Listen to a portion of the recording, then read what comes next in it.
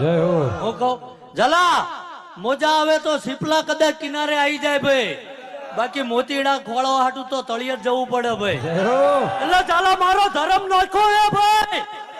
અન ગોવિંદભા હા દાદા. ચારણ ગઢવીની દીકરીની આબરૂ ઢાંકી હે ભાઈ. સાચું દાદા. અને જો મારી આબરૂની વાત આવે ભાઈ તો દુનિયાના બજારમાં જવા દો તો ધૂળ હોઈને ફોટ બેહી જાય. શું કહું ગોવિંદભા ખૂબ મજા બોલું છું ભાઈ. હા દાદા. શું કહું જલા આ તો વિક્રમસિંહ નો દીકરો કદાચ નાખન કલમ ફગે નહીં ભાઈ.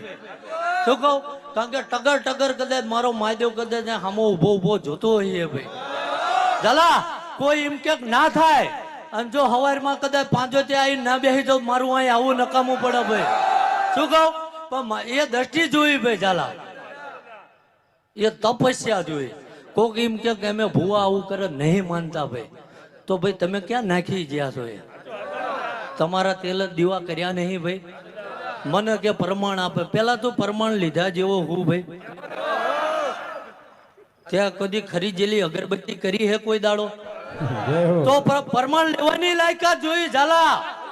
શું કહું અને જેથી કદાચ પુણે બોલતી હોય ને પ્રમાણ લેવા બેહે ભાઈ, અને જો થોડા દાડા તારા ના બતાવું તો હું વિક્રમસિંહ નો